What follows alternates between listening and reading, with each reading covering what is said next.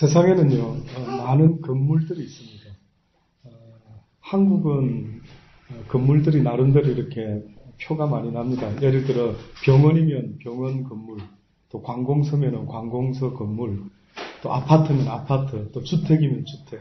또 호주에 있어 보면은요, 뜻밖의 이렇게 동네에 있는 병원들이나 어떤 건물들이 거의 다 분위기가 주택 같은 분위기입니다.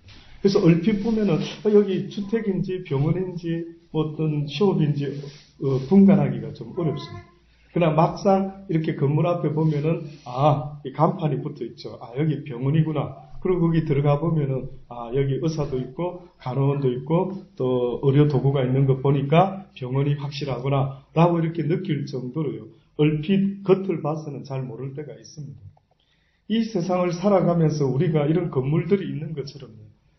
어떠한 일이 있을 때마다 그게 합당한 건물을 찾아가는 것처럼 이 시대에 이 교회라고 하는 건물은 도대체 어떤 의미가 있는가 하는 것을 생각할 때에 한마디로 옛날에 비하면 주막과 같아요. 주막. 혹시 들어보셨습니까? 주막. 예. 성경에 보면은 어떤 한 사람이요. 예루살렘에서 이렇게 내려가다가 강도를 만납니다.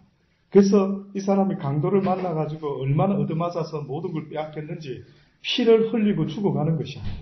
근데 그때의 제사장, 대제사장이 가다가, 다시 말해서 종교 지도자, 그 당시 때 유대인들의 종교 지도자가 지나가다가 보고는요, 아유, 저 어쩌다가 저랬지?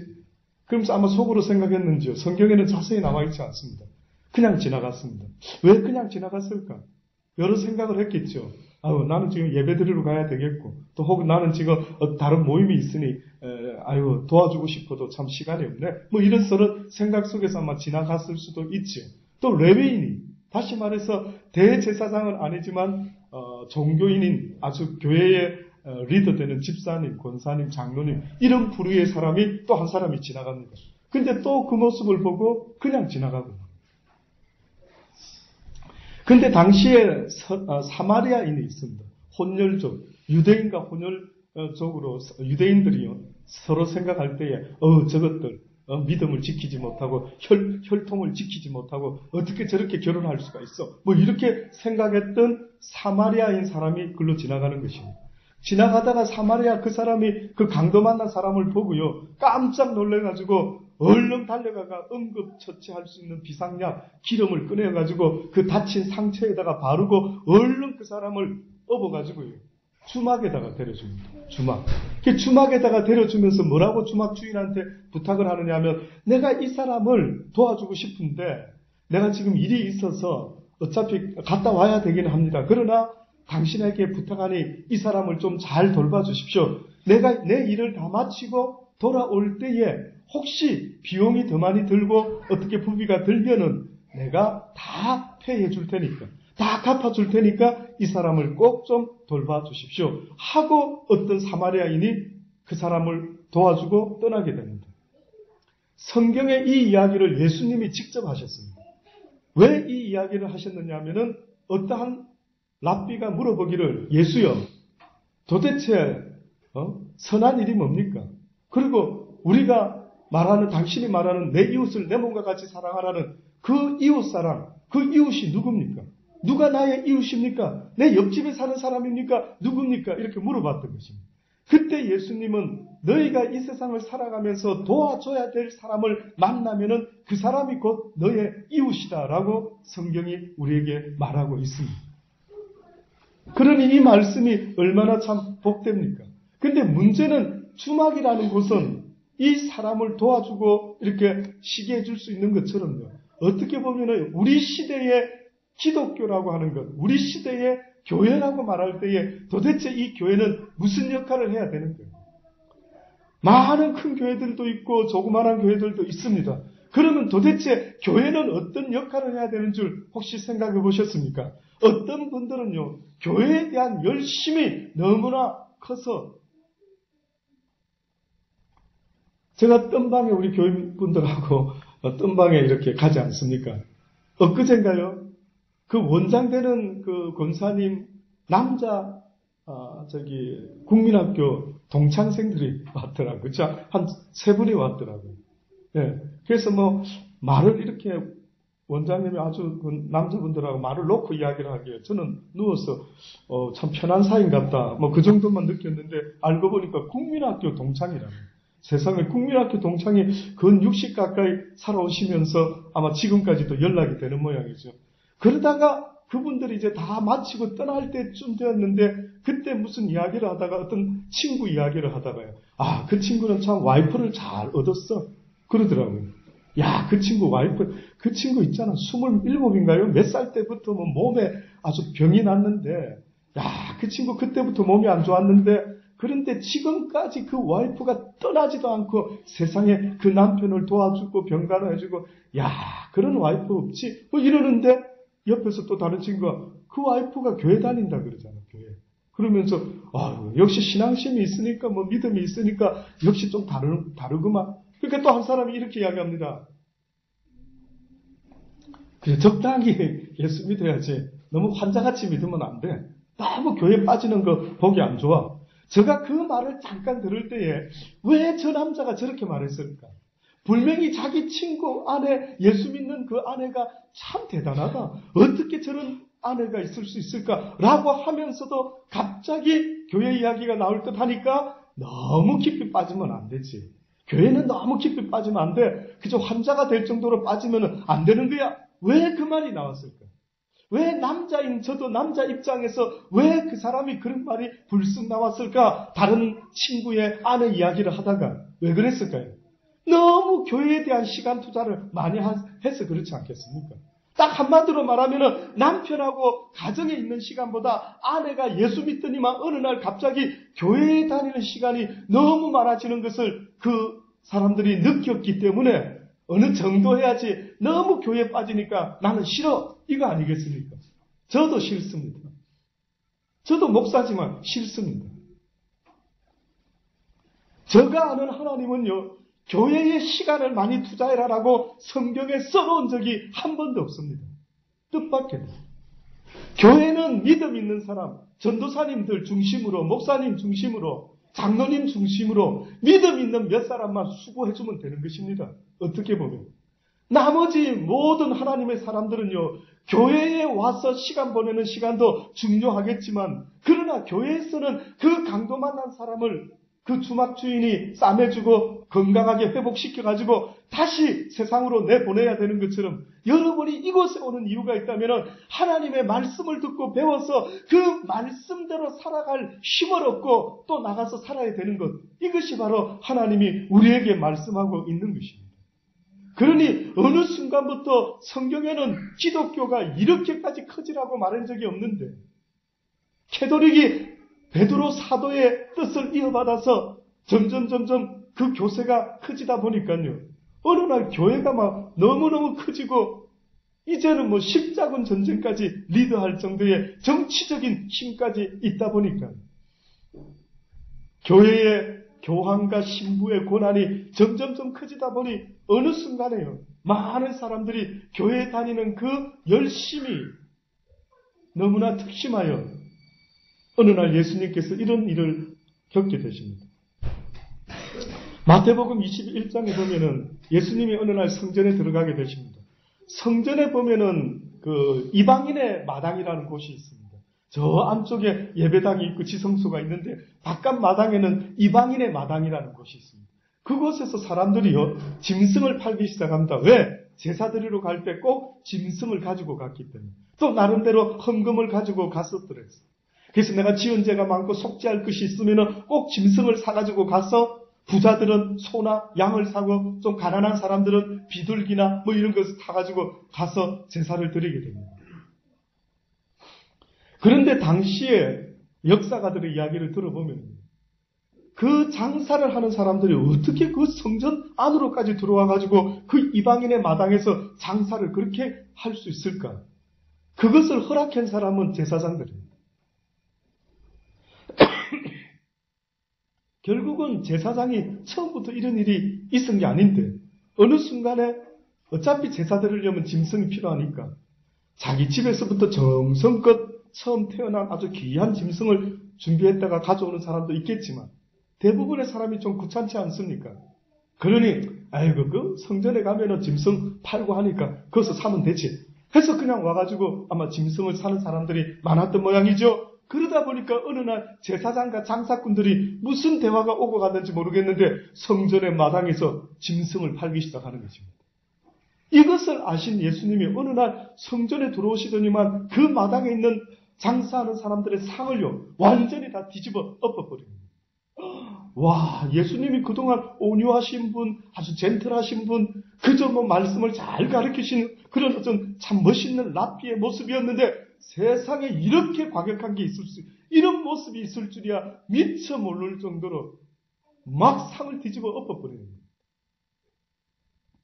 그러면서 뭐라고 말씀하시느냐 하면은 내 집은, 내 아버지의 집은, 하나님의 이 집은 만민이 기도하는 집인데 너희가 어떻게 하여 강도의 굴혈로 만드는구나 라고 말씀합니다. 도대체 교회가 뭐 하는 것인 줄 아느냐? 하나님께 기도하고 하나님의 말씀을 배우는 것인데 그래서 힘들어하고 죽어가는 영혼들이 힘을 얻고 다시 한번 세상에서 살 소망을 가지고 하나님 앞에서 믿음으로 살아갈 수 있도록 날마다 기도하는 것이요 날마다 하나님의 말씀이 선포되는 것인데 너희가 어떻게 교회 안에서 이러한 짓을 할 수가 있느냐? 어떻게 보면 우리 시대에도 바자회를 한다, 무엇을 한다, 무슨 행사한다, 성가대 경연대회를 한다, 어쩐다 저쩐다. 예, 그럴 수도 있기는 있겠죠. 그러나 가장 궁극적으로 해야만 되는 것이 있다면 교회는 기도하는 곳이어야 하고 교회에서는 하나님의 말씀이 전해져야 되는 것입니다. 아멘. 어떤 사람 보면 교회 다니는 사람 보면요 여러분 느끼시죠? 와 교회 일은 막 너무너무 열심히 합니다. 가정의 일까지 팽개치고요. 가정 일까지 팽개치고 교회 일이라면 목숨을 거는데 성경에서는 결단코 그렇게 가르친 적이 없는 것입니다.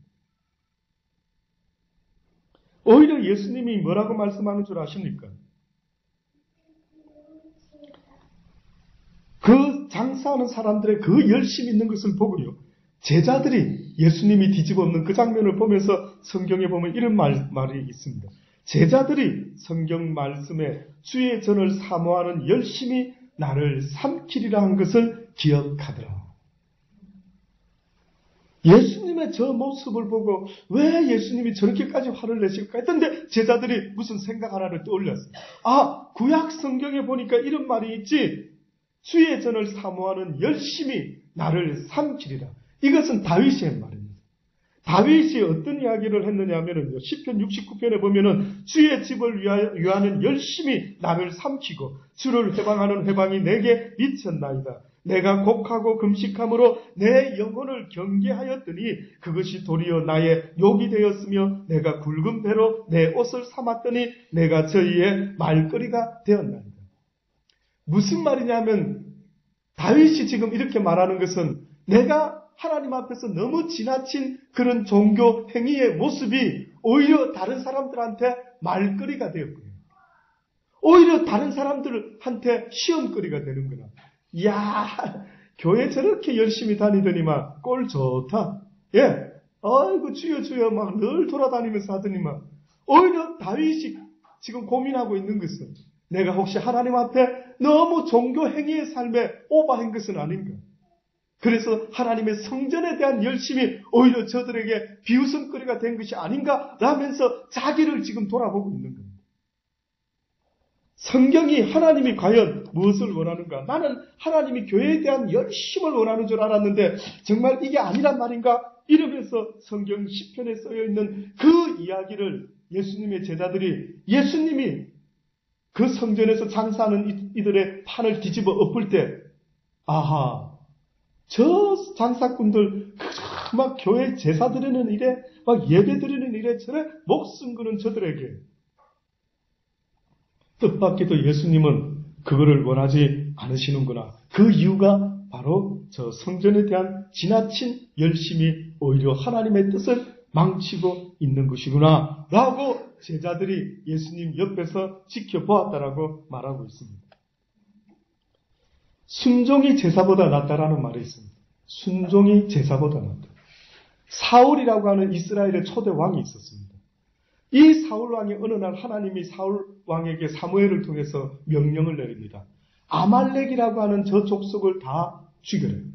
저들이 모세가 이스라엘 백성을 애굽에서 이끌어냈을 때 그들이 그 이스라엘 백성을 광야에 있는 이스라엘 백성을 돕지 아니하고 그들에게 적이 되었으니 이제는 너희가 그 옛날에 그 아말렉의 그 행위를 기억하고 이제는 그들을 다 멸망시켜라. 이렇게 하나님이 명령을 하게 됩니다. 그런데 이 사울 왕이 하나님의 명령을 쫓아 모든 이들을 다 멸망시켰어야 되는데 뜻밖에도 아각 왕이라는 그 왕도 죽이고 다 했는데 뜻밖에도 좋은 짐승들을 챙긴 것입니다. 좋은 짐승들. 그때에 하나님이 그 사울이 순종하지 않는 것을 보고 사무엘에게 이야기를 합니다. 그가 나의 뜻을 쫓지 않는구나. 이제 내가 사울을 패하고 새로운 왕을 세우리라. 밤중에 그런 이야기를 들었는지 사무엘이 하나님 안 되십니다. 한번 기회를 주십시오. 어떤 내용인지 정확히 성경에 쓰여 있지 않지만 성경에 뭐라고 이야기했느냐면 밤새도록 사무엘이 그 선지자가 하나님 앞에 몸부림을 치면서 무슨 기도를 중보 기도를 했던 모양입니다. 그리고 그 다음날 사울 왕을 맞이합니다. 왕이시여 왕이시여. 지난밤에 하나님께서 하신 말씀이 있습니다. 어떻게 하여 하나님의 명령을 지키지 않고 왜 모든 걸 멸절시키라고 했는데 살려두었습니까? 그랬더니만 뭐라고 이야기하는지 아십니까? 다 죽였죠. 다 죽였는데 너무 좋은 짐승을 보니까 너무 괜찮아서 이거 우리 하나님 갖다 드려야 되겠다. 이거 하나님께 제사 드릴 때 써야 되겠다. 이런 생각이 안 들겠습니까? 그래서 이스라엘 사람들하고 우리 백성들하고 그렇게 생각하고 그 짐승들을 챙겨왔습니다. 웬만한 걸 다 죽였습니다. 아각 왕도 죽여버리고 다 하나님 말씀대로 했습니다. 그때에 사무엘이 그 왕에게 사울 왕에게 이야기를 합니다. 여호와께서 번제와 다른 제사를 그 목소리 순종하는 것을 좋아하신 같이 좋아하시겠나이까? 순종이 제사보다 낫고 듣는 것이 수양의 기름보다 나으니 이는 거역하는 것은 왜 사울 왕이여 이것을 거역했습니까? 이것을 거역하는 것은 사슬의 죄와 같고 완고한 것은 사신 우상에게 절을 하는 죄와 같음이다. 왕이 여호와의 말씀을 버렸으므로 왕이 여호와의 말씀을 쫓지 아니했으므로 왕이 여호와의 말씀에 순종하지 아니했으므로 여호와께서도 왕을 버려서 왕 되지 못하게 하셨나이다. 이것이 사무엘이 그 사울 왕에게 하고 있는 이야기입니다. 그러니 여호와를 버렸다. 하나님을 저버린 자가 있다. 누가 하나님을 저버린 자입니까? 하나님을 모르고 하나님을 저버렸다는 것은 몰랐기 때문에 저버릴 수밖에 없죠. 하나님을 저버린 자는 하나님을 배우고 하나님을 안다라고 하면서도 하나님의 말씀에 순종하지 않는 자는 바로 하나님을 알았다가 하나님을 저버리는 자와 똑같다. 수많은 예배가 중요하지 않다. 매일 새벽기도 다니는 것도 중요하지만 그거보다 더 중요한 것이 있다면 하나님의 말씀에 순종하는 것이라고 성경이 가르쳐주고 있지 않습니까? 이 어두운 세상에 예수 그리스도께서 육신을 입어서 이 땅에 온 이야기를 요한은 뭐라고 이야기했는지 아십니까? 한 빛이 우리에게 임하였다. 세상의 어두운 세상에 아무도 세상을 어떻게 살아야 되는지 알지 못하고 자기를 지은 하나님을 알지 못하고 어떠한 인생의 목적이 있는지도 배우지도 못하고 그 누구도 하나님을 찾지 않는 어두운 세상 가운데 한 빛이 이 땅에 임했으니 그는 곧 여호와라. 그는 곧 하나님의 아들 예수 그리스도라. 그가 스스로 육신이 되어 이 땅에 오셨으니 그의 말을 들으라. 그러신 예수님이 우리에게 제자 삼으시면서 내 말을 듣고 내 말에 순종하는 자는 나의 제자가 될 것이라. 나의 제자라는 것은 곧 이 땅의 빛과 소금의 모습으로 살아가는 사람을 말한다. 빛과 소금이라는 것은 교회 안에서 해라는 게 아닙니다. 어느 가운데, 어두운 가운데, 세상 가운데 도무지 어떻게 보면 저런 인간이 다 있어. 예, 저런 인간들이 있죠. 어둠의 자식같이 도대체 저런 인간들은 왜 저렇게 싸납고 왜 저렇게 나쁘고 왜 저렇게 말하는 것마다 욕투성이고 왜 저렇게 막 남을 미워하고 저주하고 불평하고 불만하고 살아가는 저들의 모습을 볼 때 여러분은 어떤 느낌이 드십니까? 바로 그들 가운데 빛과 소금이 되어라. 그들 가운데 내 삶의 모습이 그들에게 와, 예수 믿는 사람은 다르구나. 와, 예수 믿는 사람의 모습은 다르구나. 그래서 성경에 요셉이라는 사람이 있습니다. 요셉이래. 형들 손에 어렸을 때 팔리게 됩니다. 너무 그 야곱 아버지가 요셉을 좋아하다 보니까 이 요셉이라는 사람이 형들한테 시기를 받습니다. 그러니까 너무 안타깝게도 형들한테 죽을 뻔했다가 에이, 우리 형제를 죽여서 되겠느냐? 라고 하면서 한 형이 이야기를 하면서 유다가요. 야, 그냥 팔아버리자. 노예로 팔아버려야 되겠다. 이래서 결국은 이스마엘 상인들한테 팔아버립니다. 12~13살밖에 안 된 그 요셉이요. 그동안에 아버지한테 하나님에 대해서 어떻게 배웠는지 모르지만 그 어린 소년이요. 형들 손에 팔려가지고 보디발이라고 하는 애굽의 장군 집에 노예로 팔려 들어갑니다. 그런데 그 아이가요. 너무나 신기한 아이인 것입니다. 우리 같으면 노예로 팔려와서 특히 형들 손에 팔렸으니 그 가슴 깊이 한이 맺히지 않겠습니까? 두고 보자 이놈의 형들. 내가 기어코 탈출해가지고 뭐 어떻게 해서든 이 원수를 갚으리라 라는 그런 마음을 가질 수 있지 않겠습니까? 그런데 뜻밖에도 이 요셉은요. 그곳에 팔려와가지고 얼마나 자기 맡겨진 일을 열심히 했는지 그 보디발이라는 주인이 보니까 와, 난 너 같은 녀석 처음 봤다. 어떻게 이렇게 깨부리지 아니하고 주어진 일에 이렇게 성실하게 일하는 녀석은 내가 처음 봤다. 네 말대로 너의 하나님이 너와 함께하는가 보다. 다시 말해서 요셉이라는 사람을 통해서 보디발이 느낀 것은 저 아이는 자기가 믿는 하나님 앞에서 살아가는 아이가 맞구나. 그렇지 않고서야 저렇게 성실하게, 그렇지 않고서야 저렇게 착하게 살아갈 수가 있을까? 하나님이 우리 기독교인에게 요구하시는 게 있다면 너희가 이 세상의 빛과 소금이 된다. 세상을 어떻게 살아야 되는지 모르는 저들에게 세상은 이렇게 사는 것이라고 너희가 몸소 보여줘. 그래서 교회에서 목사라는 사람의 역할은 여러분에게 하나님의 뜻을 전하는 것입니다. 이렇게 하나님이 뭘 원하는지를 계속해서 가르쳐 드리는 것입니다. 예, 교회에 자주 안 오셔도 됩니다. 교회에 무슨 행사나 일거리 많이 안 만들 것입니다.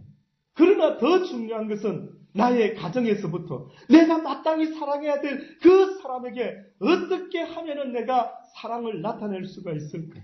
어떻게 하면은 내가 배운 하나님의 그 뜻대로 그들에게 사랑과 화평과 온유와 절제와 이 모든 아름다운 하나님의 사람의 모습을 나타내 보여줄 수가 있을까? 너희가 서로 사랑하면 내가 너희 가운데 있음을 알지 못하겠느냐? 내가 너희와 함께하기를 원하느냐? 그리하면 너희가 서로 사랑하라. 사랑하는 자들 가운데 나 여호와가 함께 있음이라. 아멘. 어떤 목사가 되는 것, 장로가 되는 것, 교회를 열심히 다니는 것, 그 어떤 것보다 중요한 것은 교회에서만 인정받는 장로가 아니라 세상 가운데서 인정받을 수 있는 장로가 되어야 되는 것입니다.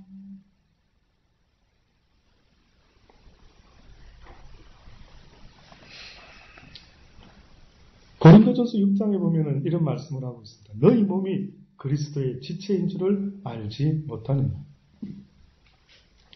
내가 그리스도의 지체를 가지고 창기의 지체를 만들겠느냐. 결코 그럴 수 없느니라. 창기와 합하는 자는 저와 한 몸인 줄을 알지 못하느냐. 일러스되 둘이 한 육체가 된다 하셨나니 주와 합하는 자는 한 영이니라. 음행을 피하라. 사람이 범하는 죄마다 몸 밖에 있거니와 음행하는 자는 자기 몸에게 죄를 범하는 것이다. 너희 몸은 너희가 하나님께로부터 받은 바 너희 가운데 계신 성령의 전인 줄을 알지 못하느냐. 너희는 너희의 것이 아니라 값으로 산 것이 되었으니 그런즉 너희의 몸으로 하나님께 영광을 돌리라.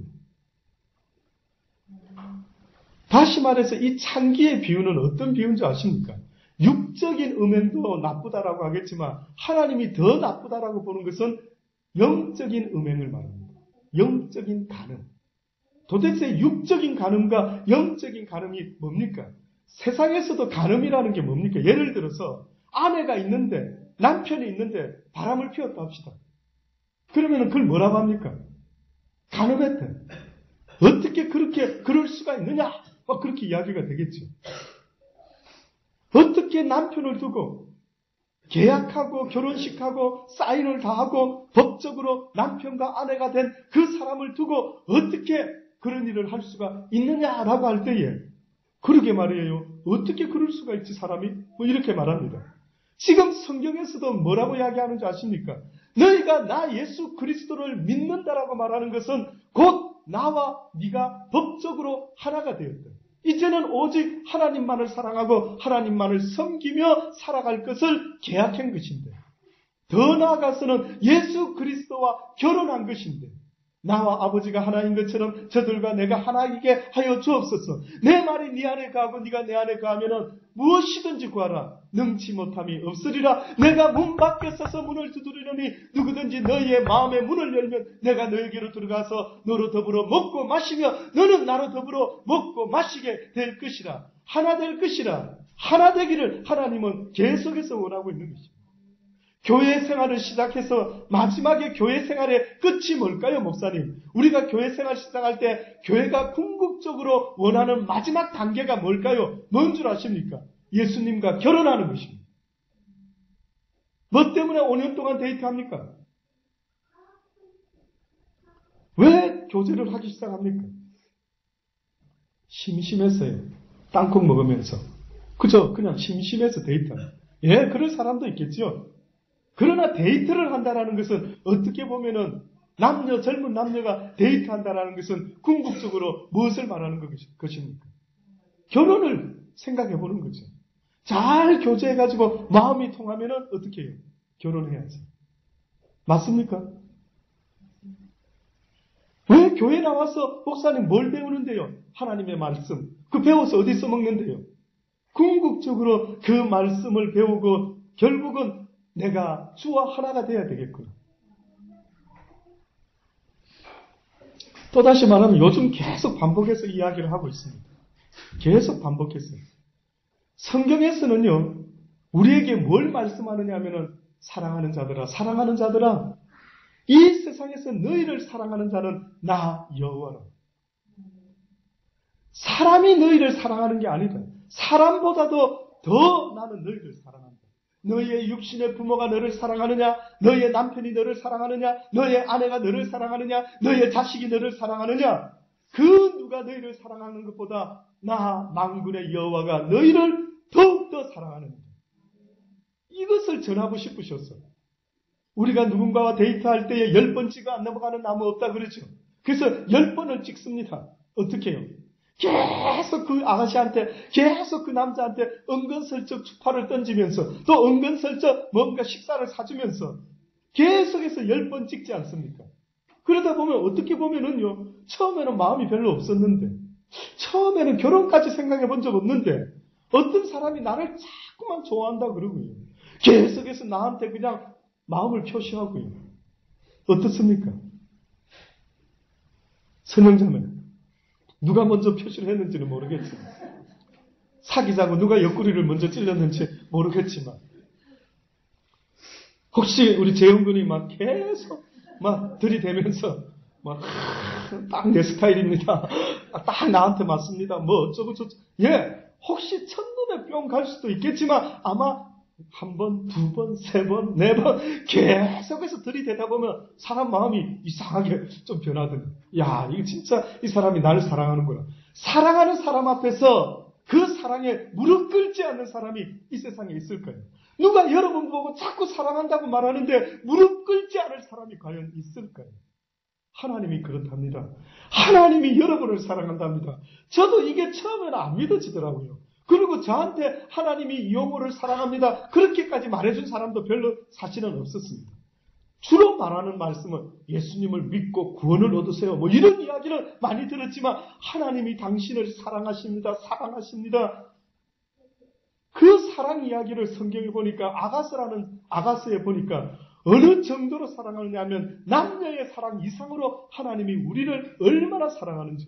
그래서 성경에 보니 하나님이 세상을 이처럼 사랑하사 독생자를 주셨으니 누구든지 저를 믿는 자는 멸망치 않고 영생을 얻게 하려. 무엇 때문에 영생을 얻게 하려 하신다고요? 무엇 때문에? 영원토록 사랑을 나누기 원함입니다. 사랑은 혼자 하는 것 아니지 않습니까? 하나님이 왜 인간을 만드셨을까? 왜 아담을 처음에 먼저 만드셨을까? 라는 것을 생각할 때에 아마 하나님은 아담과 함께 사랑을 나누기를 원하셨으리라 저는 믿어 의심치 않습니다. 혼자는 외롭기 때문입니다. 사랑은 외로워서는 되는 게 아닙니다. 그런데 아마 하나님께서 이런 생각을 하셨겠죠. 나는 형상이 없는데, 나는 누구도 나를 볼 수는 없는데, 나는 아담을 볼 수 있구나. 나는 아담을 사랑하는데, 그도 나를 그렇게 사랑했으면 좋겠는데, 혹시나 내 욕심이 과했는가?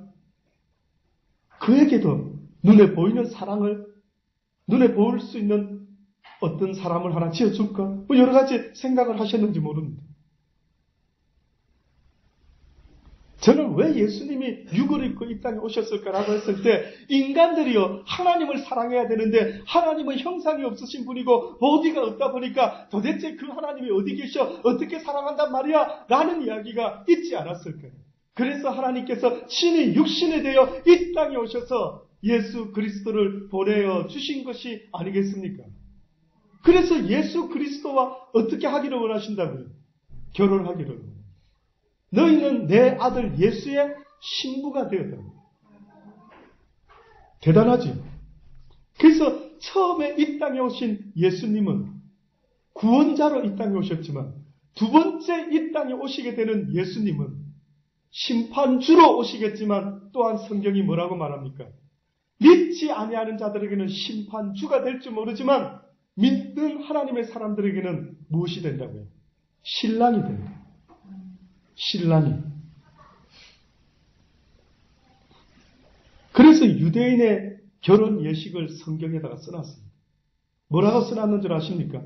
언젠가 신랑 되는 예수가 이 땅에 올 터인데 신부들아 신부들아 신부들아 너희들이 잘 준비를 하고 신랑이 언제 올 줄 모르니 깨어서 기다리고 있으라. 유대인들 결혼은 밤중에 하는 거 아십니까? 어느 시에 어느 새벽녘에 언제 올 줄은 모른다. 그러니 신랑이 결혼하면은 바로 신혼여행 가는 게 아니고요. 유대인들은 결혼하게 되면은 그 본인 집에 가서 친구들하고 뭐 또 잔치 좀 한바탕 하고 여차저차 다 끝내고 그러고 나서 이제 신부 집으로 아마 오는 모양. 그러니 신부는 신랑이 언제 올지는 모르지만 항상 신랑이 신부 집을 찾아올 때 길 잊어먹지 말라고 등을 하나 이렇게 들고 기다리는 거예요. 그 성경에 보니까 슬기로운 5처녀의 비유가 있습니다. 10처녀가 있었답니다. 10처녀가 있었는데 5처녀들은 등불에다가 불을 붙이는 것은 물론이요 예비 기름까지 준비를 해요. 그런데 미련한 5처녀가 있었다. 그들은 등만 준비하고 언제 올 줄 모르기 때문에 혹시 더디 오면은 기름을 더 이렇게 보충할 수 있도록 준비를 했어야 되는데 5처녀는 준비해놨는데 5처녀는 준비를 하지 않았다. 그렇게. 그래서 5처녀는 어리석다라고 말하고 5처녀는 슬기로운 처녀라. 이것이 성경에서 이야기를 하면서 뭐라고 이 비유를 써먹었느냐 하면은 나 예수 그리스도가 언젠가 이 땅에 너희들을 데리러 올 것이라.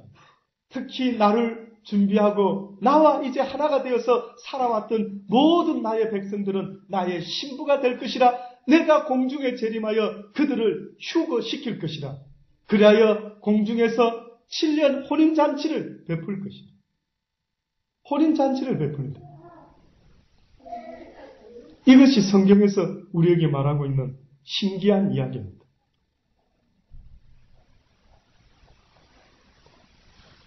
그러니 결국은 우리의 몸은 예수 그리스도를 위하여 준비되어야 된다라고 성경이 말씀하고 있습니다. 너희의 영혼이 예수 그리스도를 신랑으로 맞기 위하여 준비가 되어야 되는데 어찌하여 너희가 이 세상의 것에 마음을 두느냐? 어찌하여 너희가 이 세상의 남편, 아내, 자식, 물질 이런 것에 네 마음이 가느냐? 하나님을 사랑하는 마음은 성경에 늘 말씀드리지만 뭐라고 표현했다고요? 마음을 다하고 목숨을 다하고 힘을 다하고 뜻을 다해서 주 너의 하나님을 사랑하라.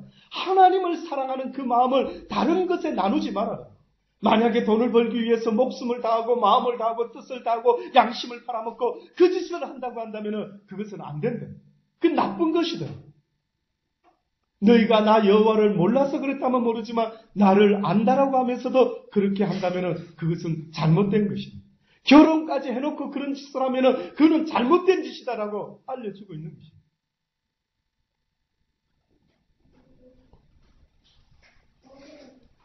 우리가 여기는 연구한 도성이 없고 우리가 여기는 히브리서 기자의 고백입니다.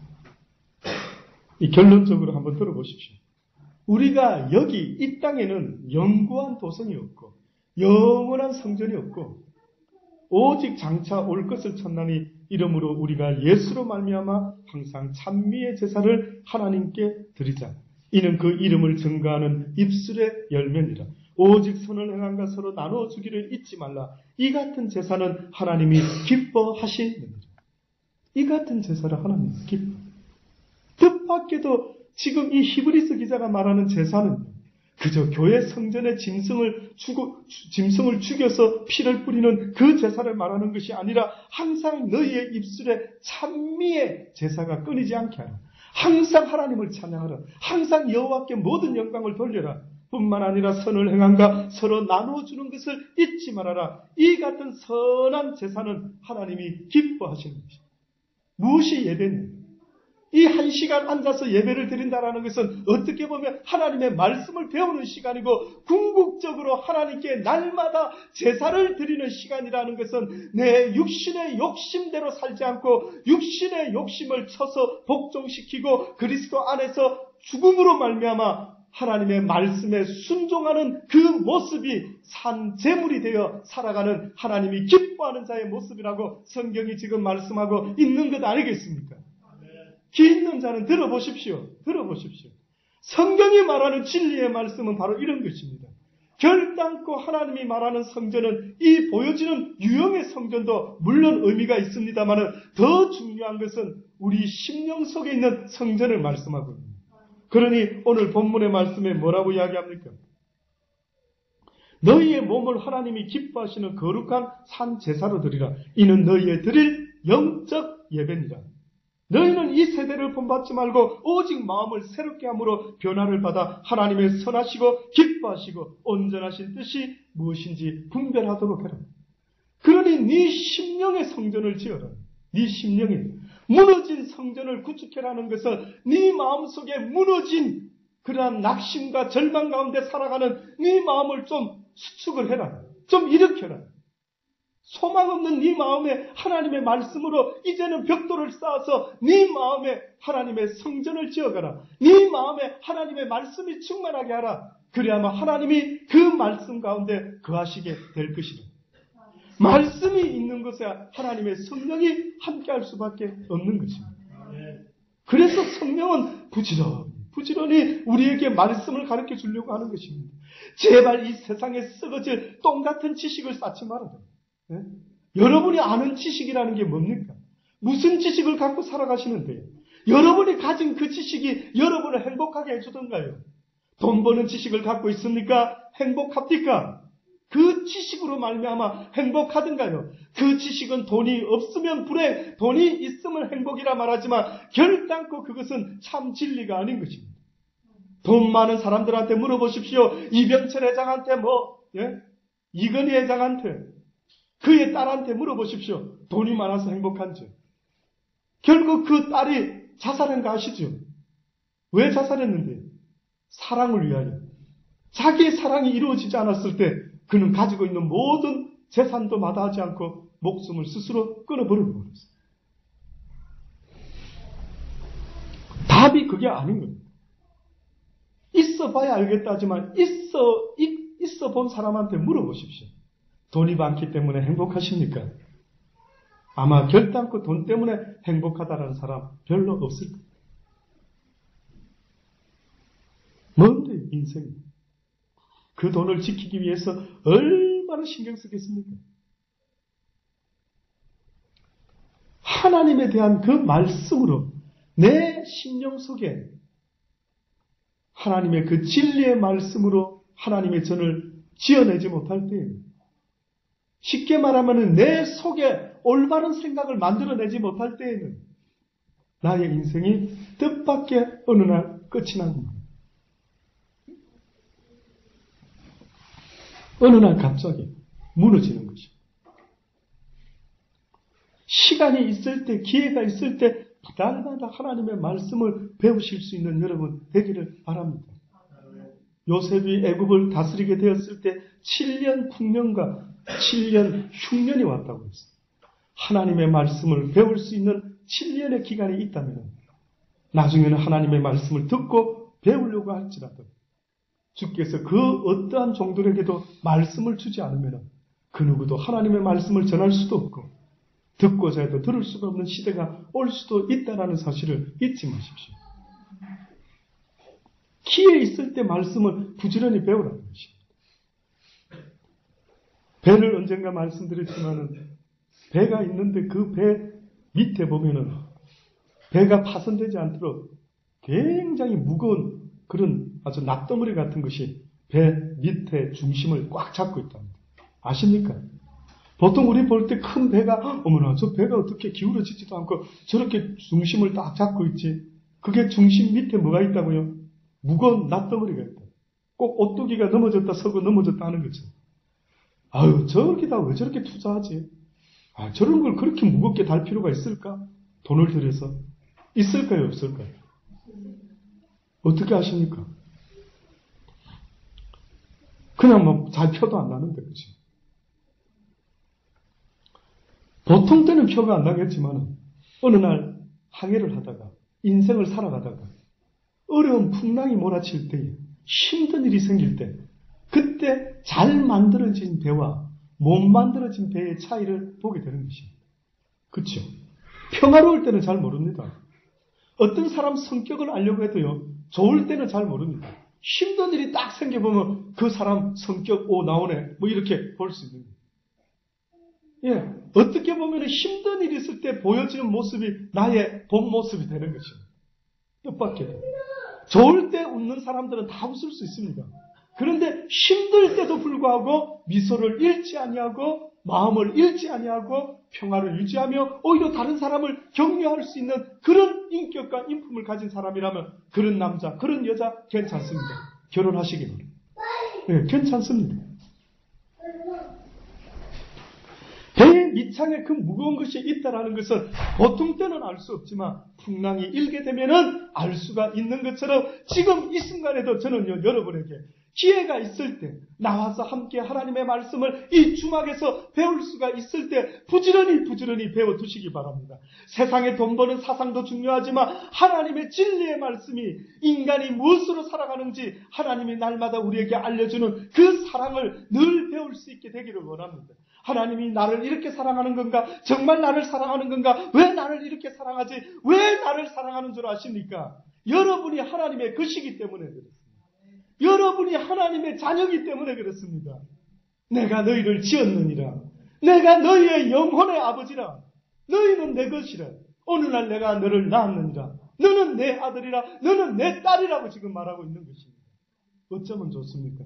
이것이 여러분의 가슴에 와닿기를 저는 바랍니다.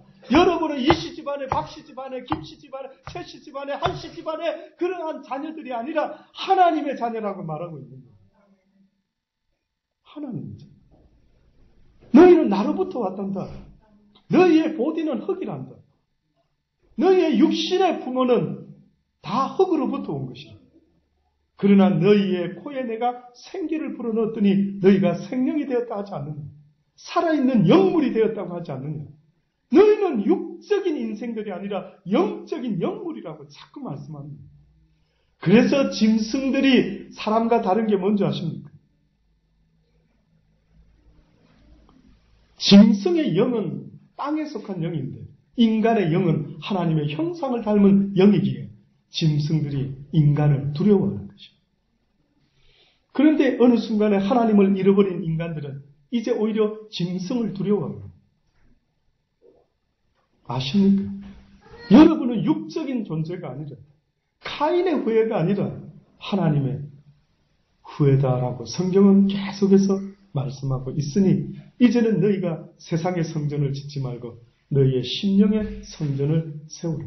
하나님의 말씀에 순종함으로 너희가 이 땅에서 산 제물이 되어 날마다 하나님의 뜻을 나타내는 하나님의 자녀로 조금도 부족함이 없는 복된 자들이 되기를 원한다는 말씀을 기억하실 수 있기를 바랍니다. 기도하십시다. 좋으신 아버지 감사합니다. 주의 말씀대로 날마다 하나님의 말씀을 배우게 하소서. 나를 사랑하신다는 하나님, 너의 육신의 부모보다도 너의 그 누구 친구보다도 나 여호와가 너를 더 사랑한단다. 왜냐하면 너는 내 것이라, 너는 내 아들이라, 너는 내 딸이라, 오늘날 내가 너를 지었기 때문이라. 그러니 이유가 있겠느냐? 어떤 다른 이유가 필요하겠느냐? 내 사랑을 기억하라, 내 사랑을 기억하라고 지금도 말씀하시는 주의 말씀에 귀 기울일 수 있는 우리가 되게 하여 주옵소서. 예수님의 이름으로 감사하며 기도드리옵나이다. 아멘.